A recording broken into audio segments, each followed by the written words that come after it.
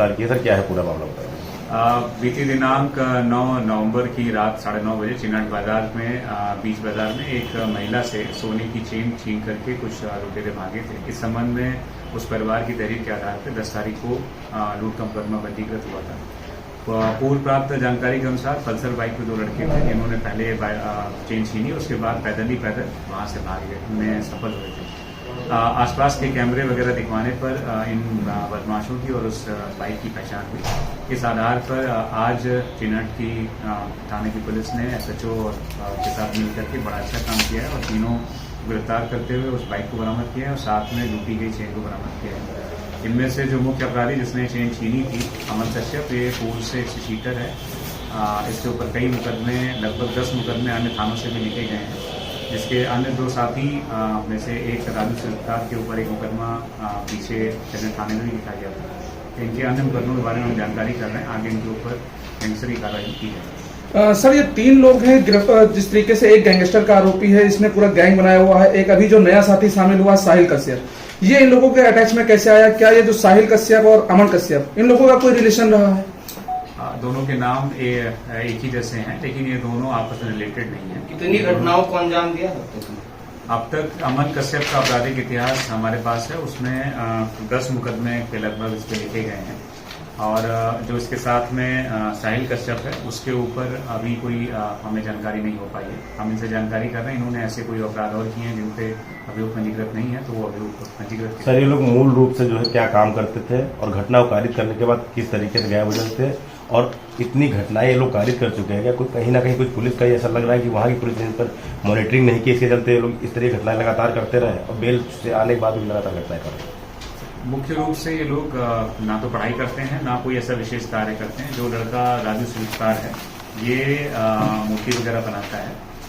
बाकी अन्य दोनों लड़के अमन कश्यप और साहिल कश्यप ऐसा कुछ काम नहीं करते हैं। इनकी किस प्रकार से मित्रता हुई और किस कारण से ये यहाँ पर चिनाट बाजार में उतरे, इस बारे में हम लोग जानते हैं। सर जिस तरीके से 3 आरोपी हैं और जो मोटरसाइकिल दिख रही है, मोटरसाइकिल पे एक मोनोग्राम दिख रहा है पुलिस का। ये मोनोग्राम पुलिस का जो लगा करके पूरी तरीके से लगातार क्षेत्र में रहते थे, तो उसका इस्तेमाल किस तरीके से कर रहे थे? इस बारे में हम लोग जानकारी कर रहे हैं कि किस प्रकार से इनके बाइक पे क्या चीजें हैं और क्यों उन्होंने लगाई थी। और आगे भी हम लोगों ने अपने क्षेत्र में सभी लोगों को बताया है कि अगर किसी ने इस प्रकार कुछ भी अपने गाड़ी पे लिख रखा है जिसकी वजह से लोगों के दिमाग में भ्रम हो, तो उस चीज के हम कार्रवाई करें और उन वाहन चालकों के ऊपर हम लोग चालान करें। सर घटनाओं को कारित करने के बाद में जो पैसा मिलता था, उस पैसे को किस तरीके से खर्च करते थे, कहाँ खर्च करते थे? मुख्य रूप से लोग नशे के आदी हैं, नशा वगैरह करते हैं।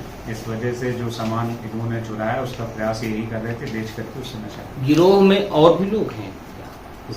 इनके अन्य साथी भी हैं जो अपराध करते हैं, लेकिन आज के अपराध में ये 3 लोग, जिसमें हम लोग किसी का नहीं, यही 3 लोग। बाइक इनकी है किसी और की है? बाइक इनके परिवार की है, अमन कश्यप। सर एक अहम सवाल ये होता है कि जिस तरीके से जो बेल पर लुटेरे बाहर आते हैं या चोर बाहर आ रहे हैं, उनको लगातार पुलिस मॉनिटर कर रही होती है, चिन्हित कर रही होती है, उसके बावजूद ये घटनाएं जैसे करते हैं, तो इनके लिए क्या कुछ अभियान आपका विशेष चल रहा है?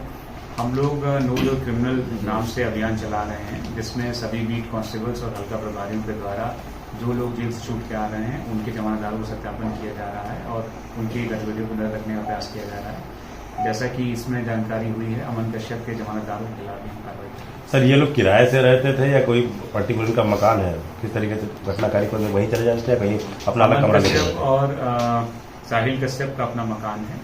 यहाँ से घटना कार्य करने के बाद वो अपने आवास ही चले गए थे। आज वो पुनः इस चेन के संबंध में जानकारी करने राजू सरकार के पास आए थे, तभी। सर ये जो ज्वेलरी ये लोग पूरी लूट कांड करते थे, ज्वेलरी आखिर बेचने कहाँ जाते थे? क्योंकि अभी तक जानकारी आई ज्यादातर सीतापुर पहुंच रहे थे। क्या कोई ऐसा ज्वेलर भी चिन्हित हुआ है जो इन सभी मामलों में सम्मिलित रहा हो? जो आज की जो घटना है, जो 9 तारीख को हुई थी, इसकी चेन राजू सरकार के पास ही थी, उसी के पास से बरामद हुई। जरूर इसको बेचने का प्रयास कर रहे थे, लेकिन क्योंकि दिवाली का मौसम था, इसलिए कोई भी सोनार इस तरह की चीजें खरीदने के लिए तैयार नहीं। Thank you. Thank you.